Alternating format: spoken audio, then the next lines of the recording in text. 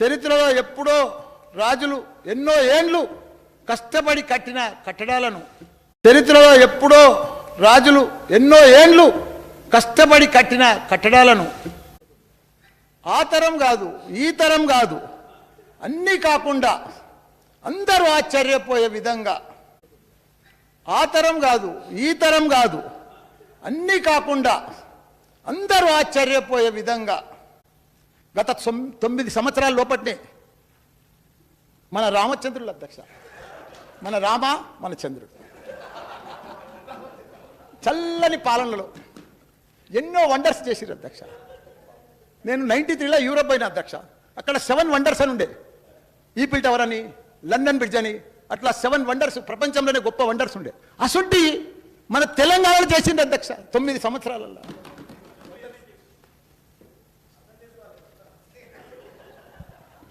అందులో మన అపర భగీరథుని దీక్ష పట్టుదల ఉదాహరణ అధ్యక్ష. ఒక యాదాద్రి లక్ష్మీనరసింహస్వామి టెంపుల్, ఒక అంబేద్కర్ సచివాలయం, అలాగే ఒక అంబేద్కర్ నిలువెత్తు విగ్రహం, ఒక అమర వీరుల స్మారక కేంద్రం, ఒక కమాండ్ కంట్రోల్ రూమ్ సెంటర్, అదే మాదిరిగా ప్రపంచంలోనే ఎత్తైన ఫస్ట్ లిఫ్ట్ ఇరిగేషన్ మన కాళేశ్వరం ప్రాజెక్ట్, మిషన్ భగీరథ. ఇంకోటి అదృష్టం అంటే ఎందుకు నాది అదృష్టం అధ్యక్ష, ఎందుకంటే మన లక్ష్మీ బ్యారేజ్ కరీంనగర్లో కాళేశ్వరం ప్రాజెక్టుకు భాగంగా అది నేను మంత్రి అయిన కొత్తలోనే సౌత్ ఏషియాలోనే మన under ground project, power project, అది నా చేతుల మీద పూజ అయింది అధ్యక్ష. నా జన్మ తరించిపోయింది అధ్యక్ష. ఇట్లు చెప్పుకుంటూ పోతే ఈ సెషన్ కాదు, ఈ రాత్రి కాదు, ఎప్పుడు సరిపోదు అధ్యక్ష. అన్ని డెవలప్మెంట్ ఇవన్నీ వండర్స్ అధ్యక్ష, చరిత్రలు నిలిచిపోయేటి అధ్యక్ష. సచివాలయం అంటే మాది, సెక్రటరియట్ అంటే మామూలు విషయమా అధ్యక్ష? కాళేశ్వరం అంటే మాది మామూలు విషయమా? ఇవన్నీ కూడా మాయంలో జరిగినందుకు ఒప్పుకోవడం గర్వకారంగా ఉంది అధ్యక్ష. ఇవన్నీ మా కేసీఆర్ గారి ఆశీర్వాదం వల్ల, మా కార్మికుల కృషితోటి అధ్యక్ష. ఇవన్నీ కూడా మా కార్మికుల కృషి ఉన్నది అధ్యక్ష. కాబట్టి ఒక యజ్ఞంలో నేను కూడా భాగస్వామి అయినందుకు ఎంతో అదృష్టవంతుని అధ్యక్ష. ఇప్పుడు దేవుని జపం చేస్తూ కొంతమంది పెద్దలు మనుషులకు ఒక విషయం చెప్పాలి అధ్యక్ష. మనం ఈ రామచంద్రుల పరిపాలనలో త్రేతాయుగంలో మళ్ళీ షురు అయింది అధ్యక్ష. రామరాజ్యం అంటే ఇట్లుంటుంది అట్లుంటుంది అని వినడం అధ్యక్ష. రాముడు అంటే మనం ఫోటోలనే చూసినాం అధ్యక్ష.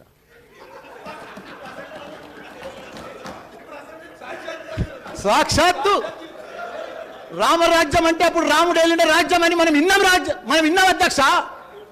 కానీ సాక్షాత్తు మన తెలంగాణకు ఐటీ రాజ్యం తెచ్చిన ఘనత మన తారక రాముడు అధ్యక్ష.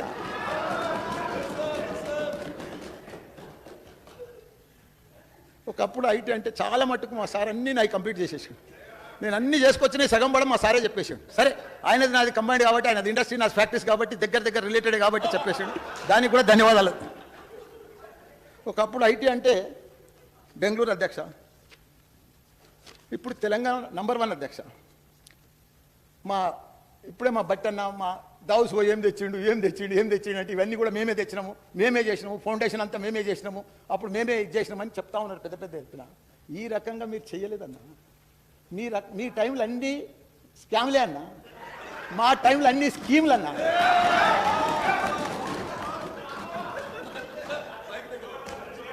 దావోస్కు పోయి 1000 కోట్ల అధ్యక్ష, 1000 కోట్లు, మొన్ననే 21 కోట్లు, మళ్ళీ రాత్రి మహేందర్తో మళ్ళీ 1000 కోట్లు, రోజు కోట్లే అధ్యక్ష. 1000 కోట్లు తెచ్చిండు అధ్యక్ష మన రాముడు, 1000 కోట్లు మన రామన్న. ఒకటే ఛాలెంజ్ చేస్తున్నా బట్టన్న, మా అన్న మా ఈటలన్న బయటికి పోయింది, కానీ 28 రాష్ట్రాలు ఉన్నాయి అధ్యక్ష మనకు. 28 రాష్ట్రాలలో కూడా ఐటీ మంత్రులు ఉన్నారు అధ్యక్ష. ఏ మంత్రి ఐటీ అన్నా దావోస్కు పోయి, ప్రపంచంలో ఏదన్నా కంట్రీకి పోయి 28 రాష్ట్రాలలో ఏ మంత్రి అయినా మన మంత్రి లెక్క ఇట్లా మల్టీనేషనల్ కంపెనీలు కానీ పెద్ద పెట్టుబడులు కానీ ఎవరైనా తెచ్చిందంటే నేను ఛాలెంజ్ చేస్తాను అధ్యక్ష. నేను ఈ సభలో ఛాలెంజ్ చేస్తున్నా అధ్యక్ష. ఏ ఒక్కళ్ళైనా చూపించమని వాళ్ళకు, బీజేపీ వాళ్ళని కానీ కాంగ్రెస్ వాళ్ళని కానీ ఒక్క మంత్రులైనా చూపించమను. ఈ రకంగా అమెజాన్ కానీ, ఫేస్బుక్ కానీ, గూగుల్ కానీ, యాపిల్ కానీ, మైక్రోసాఫ్ట్ కానీ ప్రపంచంలో ఉన్న అమెరికా తర్వాత అంటే హైదరాబాద్ మల్టీనేషనల్ కంపెనీలకు తెచ్చిన ఘనత మన రామన్న అధ్యక్ష.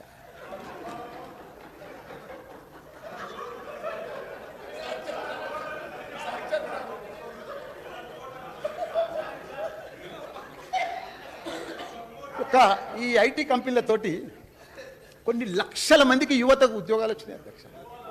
దానికి తోడు మన కార్మికులకు అధ్యక్ష, యువతకు కార్మికులకు. ఈరోజు మన కార్మికుల అధ్యక్ష, మొన్న కరోనా టైంలో చూసినాం మనం. అసలు కార్మికులు అంటే మనకి ఇంతమంది ఒకనాడు మన తెలంగాణకి వెళ్ళి వాళ్ళ ప్రభుత్వంలో అంత వలసపోదురు. కరెంటు ఉండకపోవు, చిన్న చిన్న పరిశ్రమలన్నీ బంద్ అవుతుండే, ఎవరికి నీళ్లు ఉండకపోవు, ఏముండకపోవు, ఉపాధి దొరకకపోవు.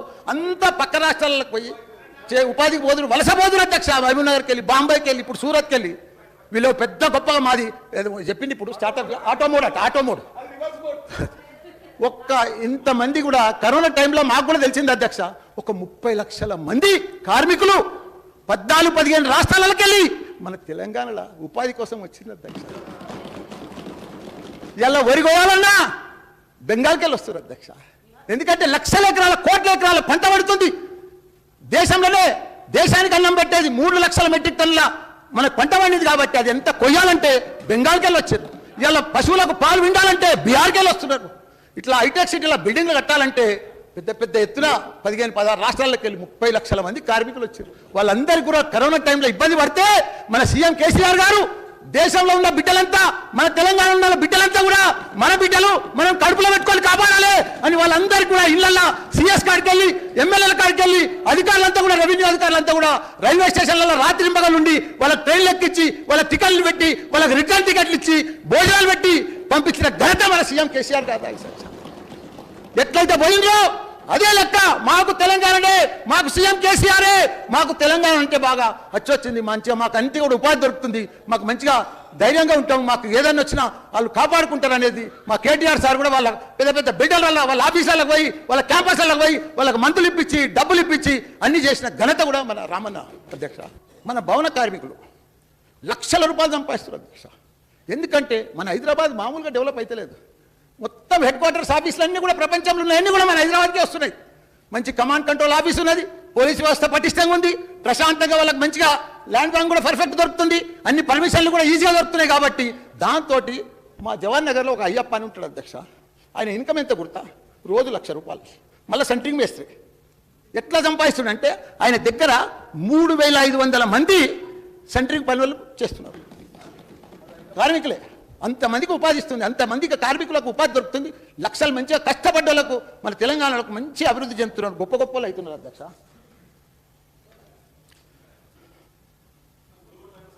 ఈ తారక రాముని ఎంత పొగిడినా సరిపోదు అధ్యక్ష. మనం మొన్ననే ఈ సభలో ఇప్పుడే చూసినాం 2 గంటలు అధ్యక్ష, మొన్న 2 గంటలు అధ్యక్ష.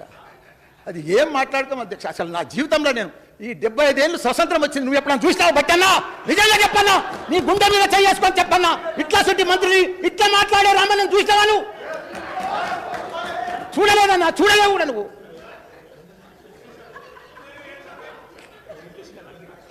మొన్న ఈ సభలో గవర్నర్ గారి ప్రసంగానికి ధన్యవాదాలు తెలిపే సందర్భంగా అందరం కూడా విన్నాము. నాకన్నా చిన్నవాడు కాబట్టి 110 ఏళ్ళు దీర్ఘ ఆయుష్మాన్ బాబా అధ్యక్ష. కొన్ని తరాల ఆదర్శ పురుషుడుగా నిలుస్తాడు అధ్యక్ష. భవిష్యత్తులో తండ్రిని మించిన తనయుడు అవుతాడు అధ్యక్ష.